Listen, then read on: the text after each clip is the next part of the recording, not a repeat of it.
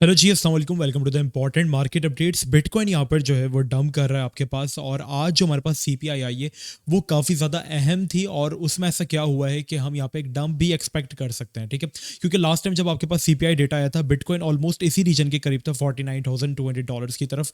और यहाँ से जब एक बुरा सीपीआई डेटा आया था, तब मार्केट यहाँ पे जो थी वो फ्लैट क्रैश हुई थी, और बीटीसी ऑलमोस्ट जो था वो 15% तक उस जिस दिन इन्फ्लेशन डेटा आया था उस दिन आपके पास जो था वो क्रैश कर गया था। और उसके बाद ये रैली मजीद डाउन साइड की तरफ कंटिन्यू हुई, और हम $38,000 की तरफ जो थे वो होकर आए थे। अभी भी जो सीपीआई डेटा आया उसने क्या आने वाले इंटरेस्ट रेट्स को भी डाउट्स में डाल दिया है। क्या यहाँ पे आपके पास मार्केट्स नीचे जा सकती हैं, क्या मार्केट्स का जो है वो सिनेरियो, आइए इसके ऊपर जो है वो थोड़ा सा डीप डिस्कशन जो है वो करते हैं। पहले हम चलते हैं थोड़े से नंबर्स की तरफ। यहाँ के अगर आप नंबर्स देखेंगे, अगर हम लास्ट टाइम से इसको कोरिलेट करें, यहाँ पे आप देखें जनवरी की 11 तारीख थी, और 11 तारीख को यहाँ पर जो डेटा जो था वो 3.1 चल रहा था। ठीक है, और एग्जाम्पल के तौर पर यहाँ पर आपको मैं दिखा रहा हूँ। ठीक है, 3.1 चल रहा था, और एक्सपेक्ट किया जाता, फोरकास्ट की जा रही थी 3.2% की। ठीक है, फोरकास्ट कौन करते हैं? फोरकास्ट करते हैं इकोनॉमिस्ट, जो कि यहाँ पर बड़े बड़े लोग होते हैं इकोनॉमिस्ट, जैसे कि आपके पास बैंक ऑफ अमेरिका के सीईओ हो गए, जीपी मॉर्गन के हो गए वगैरह। तो ये सारे बड़े बैठते हैं और देखते हैं कि क्या क्या सिनेरियोज हैं, चीज़ों को देखते हैं, फिर ये अपनी फोरकास्ट बताते हैं। ठीक है, और इनकी फोरकास्ट बड़ी अहम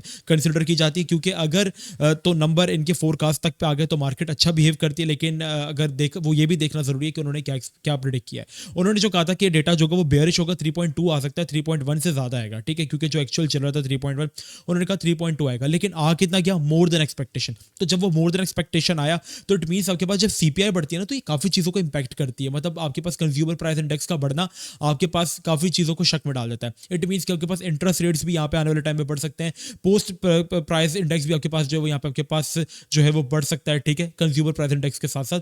तो यहाँ पे अगर आप देखेंगे, तो यहाँ पे आप देखेंगे US core inflation stage high, putting may rate cut in doubt. मतलब जो यहाँ पे पॉल ने स्पीच दी थी कि हम लोग इंटरेस्ट रेट्स को मई के अंदर जो है वो कट डाउन करने स्टार्ट करेंगे, वो यहाँ पे अब डाउट में आ चुकी है। और यहाँ पे शेल्टर, कार इंश्योरेंस, ग्रोसरी की प्राइस ऊपर जा चुकी है, S&P 500 के ऊपर भी इसका काफी ज्यादा जो है वो गहरा असर जो है वो आया। तो ये न्यूज जब लास्ट टाइम आपके पास मोर देन डेटा एक्सपेक्टेशन आया था, बेयरिश आया था, तब मार्केट्स आपके पास कुछ इस तरीके से जो थी वो डंप कर गई थी अपने मेनली रेजिस्टेंस जोन से यहाँ से रिजेक्ट होकर। और अभी भी अगर हम करंटली बात करते हैं, तो आपके पास जो डेटा जो था वो 3.4 चल रहा था, एक्सपेक्ट किया जा रहा था कि कम आएगा, 2.9 आया तो कम, लेकिन एक्सपेक्टेशन से जो है वो ज्यादा आया। तो अगर हम ये चीज देखें कि लास्ट टाइम वाले से डेटा जो है वो ज्यादा आया कम, तो पहले से तो कम आया लेकिन एक्सपेक्टेशन से ज्यादा है, क्योंकि 2.9 इसलिए प्रिडिक्ट किया जा रहा था यहाँ पे, क्योंकि मई के अंदर या आपके पास अपकमिंग मंथ्स के अंदर जो था उनको इन्फ्लेशन नंबर्स को भी कम करना था, काटना था। तो इस बढ़ते हुए मोर देन एक्सपेक्टेशन नंबर उस हिसाब से दिया गया था, एक्सपेक्टेशन नंबर, कि अगर 2.9 आया तो फिर चांसेस है कि मई के अंदर जो रेट्स है वो सी उसके भी आपके पास जो एफओएमसी इंटरेस्ट रेट्स भी जो है वो काटे जाएंगे। लेकिन आपके पास क्या हुआ? डेटा स्टिल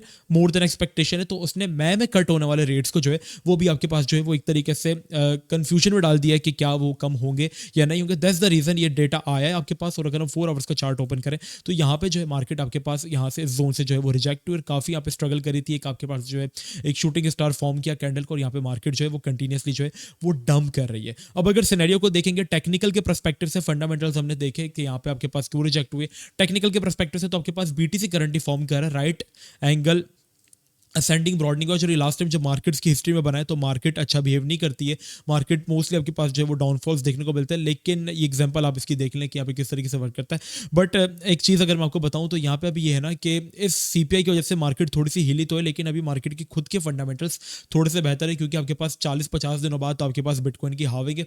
तो इसी रीजन की वजह से बिटकॉइन आपके पास अपना अलग चल रहा है। तो अब यहाँ पे अगर सिनेरियो को हम देखेंगे, तो सिनेरियो काफी सिंपल है बीटीसी का। अगर मैं आपको सिंपली लेकर चलूं, तो यहाँ पे आपके पास एक जोन था जिसको तोड़ने के लिए बीटीसी स्ट्रगल कर रहा था, एंड द जोन वाज 46,000 47,000 आप इसको कंसिडर कर ले, 47,000 से लेके 48,800। ये पूरा जो जोन था ना, ये आपके पास एक टाइप ऑफ रेजिस्टेंस जोन था, जिसको बीटीसी ब्रेक करने की लास्ट टाइम भी जब इसने ट्राई की थी 4 से 5 दफा रिजेक्ट हो गया, विक दी थी, लेकिन क्या हुआ? रिजेक्ट होकर फिर बहुत गंदा बीटीसी जो था वो 20% गया। करंटली भी अगर हम देखेंगे, तो हम इस जोन के अबव स्टे कर, आई वांट कि आज की डेली क्लोजिंग 48,800 के ऊपर ये जोन में ही हो, और हम इस जोन को स्टे करें। आज की लाइव स्ट्रीम में भी मैंने ये कहा कि इस जोन को हम लोग होल्ड करें।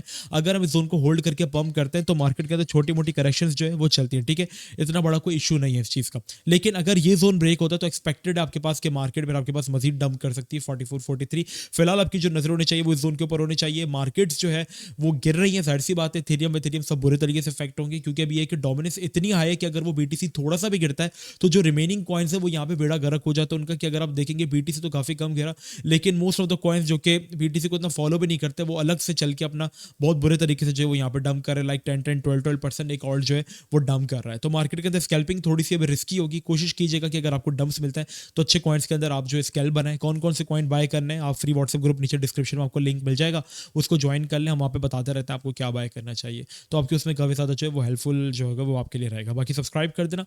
मिलते हैं आपसे नेक्स्ट वीडियो में। अपना बहुत ही ज़्यादा ख्याल रखना। अस्सलाम वालेकुम वरहमतुल्लाह।